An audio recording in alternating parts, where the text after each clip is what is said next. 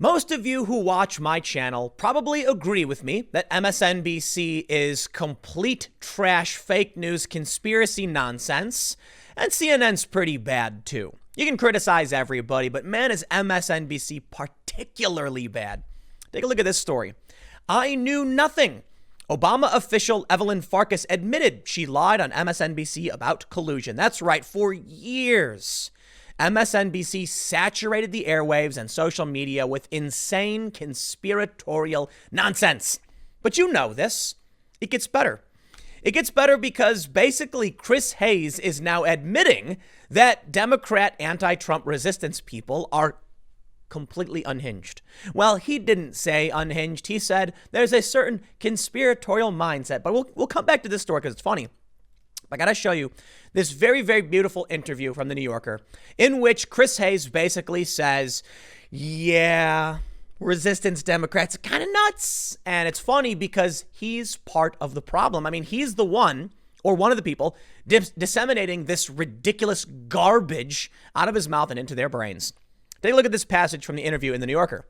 I don't want to put MSNBC in the same category as certain other cable news networks at all. But do you think that cable news generally, and MSNBC included, have played some role in fostering a climate where paranoia about the other side or hyperpartisanship or conspiracy theorizing can find a common ground? Now, this is preliminary. It gets juicy. Just wait for it.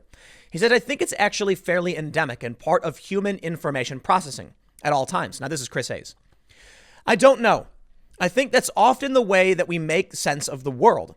If you go back and you look at COINTELPRO stuff, and essentially the kind of combination of dirty tricks and surveillance the FBI was using on Black Panthers and others, one of the effects was that it drove them nuts. They all started going a little crazy and getting super paranoid. But that was part of the point of it. So I also don't want to take the agency away from the actual actor here, which is the Russian government doing these things in 2016 that really had very profound tangible effects and have produced some amount of craziness and paranoia. I don't want to lose sight of their agency in producing that state of affairs. I think that in some ways was the seed that has flowered into whatever we're dealing with now. Oh, it's so good. MSNBC, Chris Hayes, in a statement, in an interview where he goes on to say the Democrats have lost it, pushes Russian conspiracy nonsense, but it gets better. The interview says, but there's also a certain brand of resistance Democrat who, from watching MSNBC or from certain things on Twitter, can get into a more conspiratorial mindset. And then Chris Hayes says it. There is absolutely a subculture of conspiratorial thinking among Democrats or the broad anti-Trump coalition. I would 100% concede that. That is born of a lot of things. I do think, I'm just speaking for myself, and this is, I don't know. The world's confusing, and I don't feel like I know all the answers. What I try to do, to the best of my ability, I know that I fail all the time, is to try to maintain the best habits of mind, if that makes sense. You literally just blamed this on Russia. Oh, man, talk about complete and total garbage.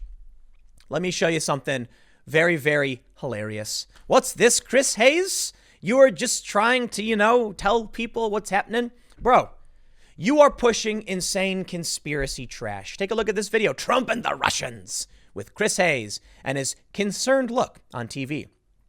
What's this video titled? Could President Donald Trump be a Russian intelligence asset? All in MSNBC. Hear, hear, good sir. So I can appreciate that Chris Hayes comes out and straight up admits that the resistance Democrats, that there absolutely is a subculture of conspiratorial thinking. Whose fault is that? Thank you for admitting it, by the way. In the same breath, he was actually pushing Russia conspiracy nonsense, but at least we're getting a little bit of honesty. As I stated the other day, the only difference between, any other conspiracy website and MSNBC at this point is that MSNBC is corporate and protected. They're fringe conspiracy trash, and everyone knows it. Well, Glenn Greenwald went on a Twitter thread talking about the fake news and the Russiagate. And for it, they kind of dragged him. I'm gonna pull up his actual Twitter thread on this. This is him coming out against Jonathan Chait. This is funny. David Frum took the quote from Glenn Greenwald, where he said, "The indisputable reality is Molly Hemingway, Chuck Ross DC, and a handful of other journalists skeptical of Russiagate conspiracy theories were far more reliable than CIA mouthpieces at CNN, MSNBC, and the Washington Post, who got rich with books and showered themselves with awards." And then I love it. Jonathan Chait says, "Greenwald just said it's indisputable. I guess we can't dispute it." Glenn Greenwald's response, "Yes, completely indisputable. If I had done this, I'd hide in shame for eternity." And Glenn then shows the MSNBC segment, Chait, "Unlikely, but possible, that Trump has been a Russian intel asset since 1987. Here's Jonathan Chait's article. "Will Trump be meeting with his counterpart or his handler? A plausible theory of mind-boggling collusion." All of these media outlets pushing this insanity.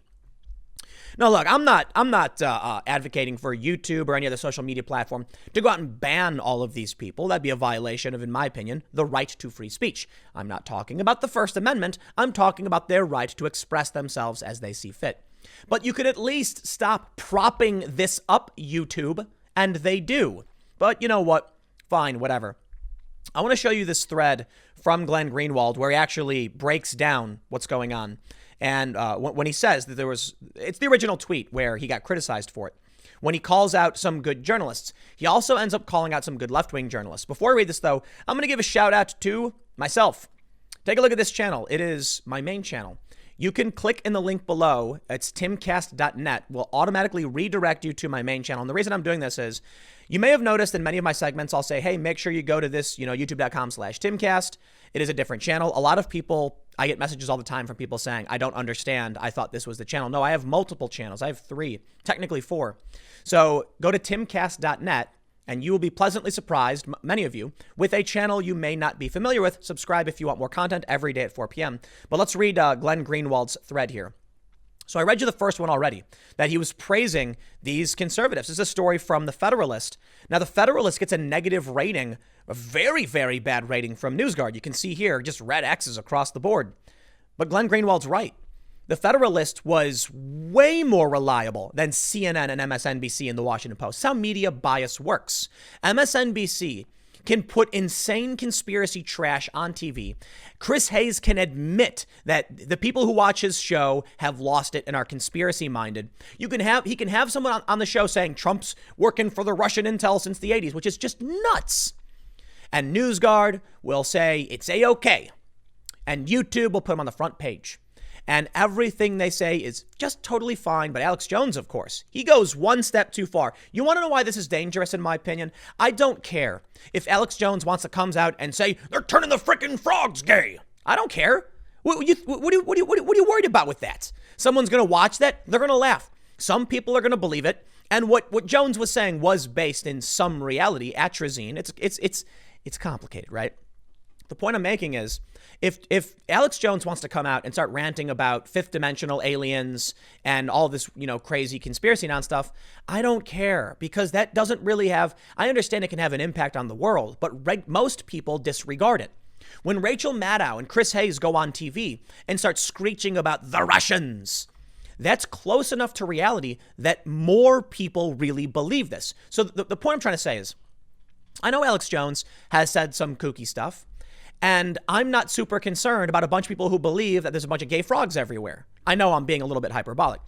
But what's disconcerting is when Rachel Maddow and Chris Hayes go on their show, they're supported by the mainstream, they're supported by YouTube, so people believe this is credible, and then they just spew out this word vomit into our ears. And people believe it.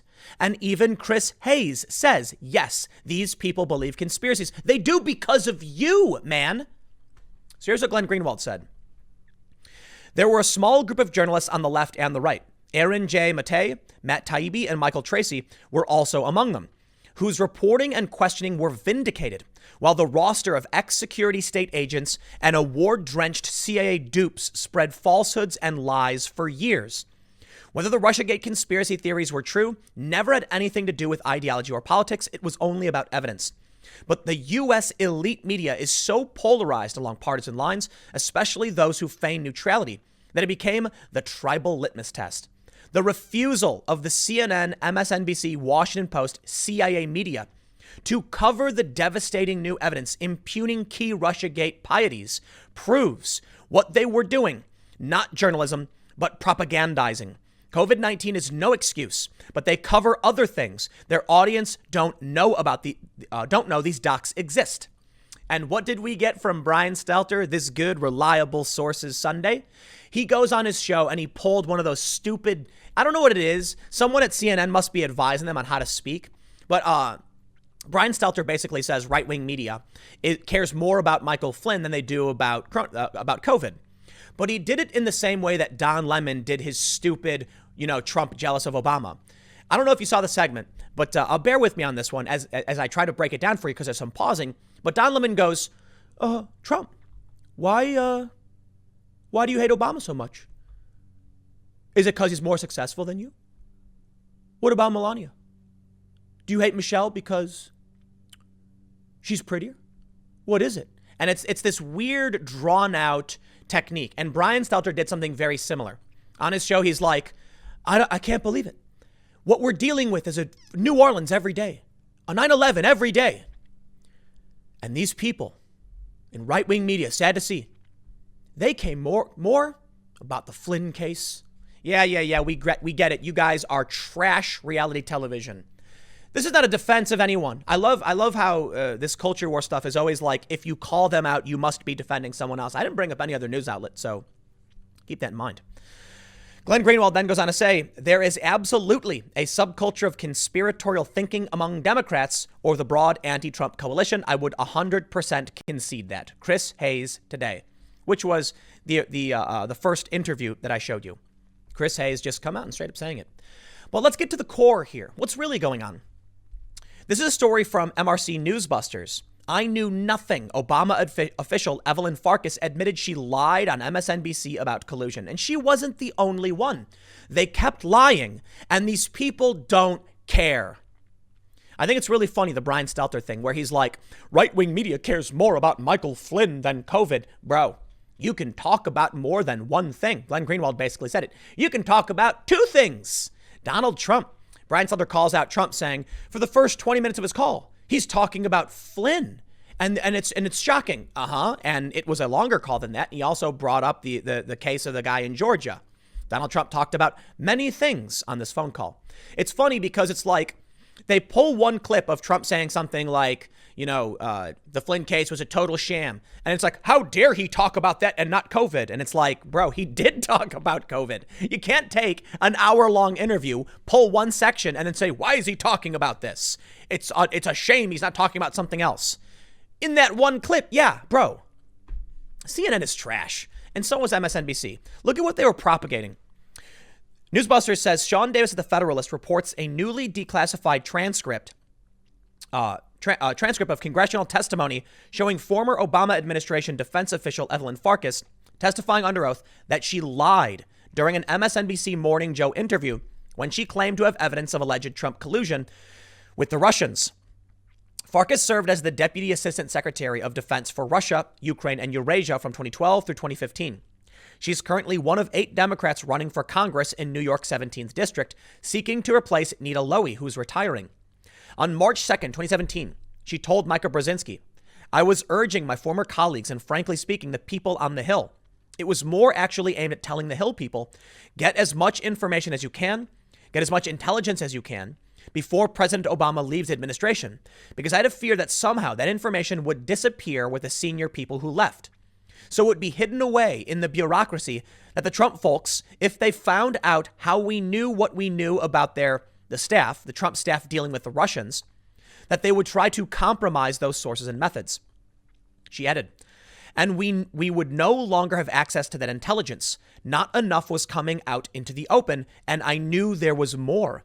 Now fast forward to Farkas testifying before the House Permanent Select Committee on Intelligence on June 26, 2017, and the story changes under oath. Quote, why don't we go back to that sentence that I just asked you about? It says the Trump folks, if they found out how we knew what we knew about their staff dealing with Russians, Gowdy said, well, how would you know what the U.S. government knew at that point? You didn't work for it, did you? I didn't, said Farkas, a former mid-level Russian analyst who left the federal government. Then how did you know? Gowdy responded. I didn't know anything, Farkas said. Did you have information connecting the Trump campaign to the hack of the DNC? No. So when you say we knew, the reality is you knew nothing. Correct, Farkas responded. Gowdy didn't stop there. So when you say knew, what you really meant was felt. Correct, Farkas answered. You didn't know anything. That's correct, Farkas responded. Thank you for vetting your sources, MSNBC. Now think about it this way. If Farkas, a former government official, went to the New York Times and the New York Times published a story saying evidence exists that Donald Trump colluded with the Russians, according to former, White House administration official, people would be like, whoa, here she said it. In fact, news media could have taken that interview and ran just like that because it's true. Former government official says evidence exists and we know more that hasn't been released. Shocking development. It's not news. She made it up. She lied and then under oath admitted it. And MSNBC just puts it right out there. And everyone gets to swim around in the muck and the mire. That seems pretty representative of the emptiness of the Russia collusion hype of 2017 and 18. The liberals knew it was there and pretended it was going to result in Trump's imminent resignation or impeachment and removal. In public, Farkas was already backing off her boasting by the end of March 2017. On March 30th, the anchors on CNBC's Squawk Box were pressing. Joe Kernan said, you actually said that. I knew there was more. I became very worried because not enough was coming out into the open. And I knew that there was more. And then you actually said, that's why you have all the leaking, to make sure we get it out. I mean, people are accusing you, Evelyn, of admitting that was surveillance, admitting that there was unmasking, and urging people, or at least saying that intelligence leaking, which could be a felony, is the way that it should get out, and you weren't even part of the government at that point. Farkas doubled down and denied everything. No. So I was referring to the motivation. But this is the trash you get from cable news. So when Chris Hayes is asked, and he says, there is conspiratorial thinking. Do you know what's missing from that? There's one line missing from this. He says there is absolutely subculture of conspiratorial thinking. I 100% concede that, period. And now the next sentence says that is born of a lot of things. Then there should be a gap where he says, and I'm sorry because a lot of it comes from me. When I have on insane people saying insane things and people watch this, whether intentionally or in passing, and then go on to believe insane and delusional, paranoid conspiracy theories, which negatively impacts their lives and who they might vote for, that comes from me, says Chris Hayes. But that's not a real quote. He didn't say that. He said, it's born of a lot of things. I think, stutter and stammer, and then says, I know I fail at times. Oh, yes. Yes, you fail at times putting on Jonathan Chait. Could President Trump be an asset of the Russians? Let me show you what's it's all about. NBC president declared we are winning war with the White House and fired 1 week later. Good. This is another story from Newsbusters saying that on April 27th, NBC News President Andy Lack published a haughty op-ed for the network's website Think. It was titled, Journalism is under attack from coronavirus and the White House, but we're winning. 1 week after this op-ed was published, Lack was fired by NBC News. Well, because they're lying and they're full of it. We know they're lying. We know ABC covered up that one really, really big story, but for the sake of this video, I won't bring up. But you know what I'm talking about. Amy Roback, Project Veritas uncovered this. We know that NBC News was actively trying to quash a story about a Hollywood producer gone, a really awful, awful man. We know that several other people at NBC News have been removed because of major scandals. And now there's a story circulating that apparently New York, I believe, is investigating NBC News for more harassment and scandals. So it's no surprise to see a high-ranking NBC individual then get up and claim that they're fighting a war with the White House and winning. I don't care what you think you're doing. Journalists aren't supposed to be at war with the president. You just do news. You're supposed to be an arbiter of facts. They're not.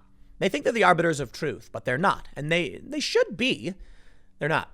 Now, there's no such thing as a perfect journalist, right?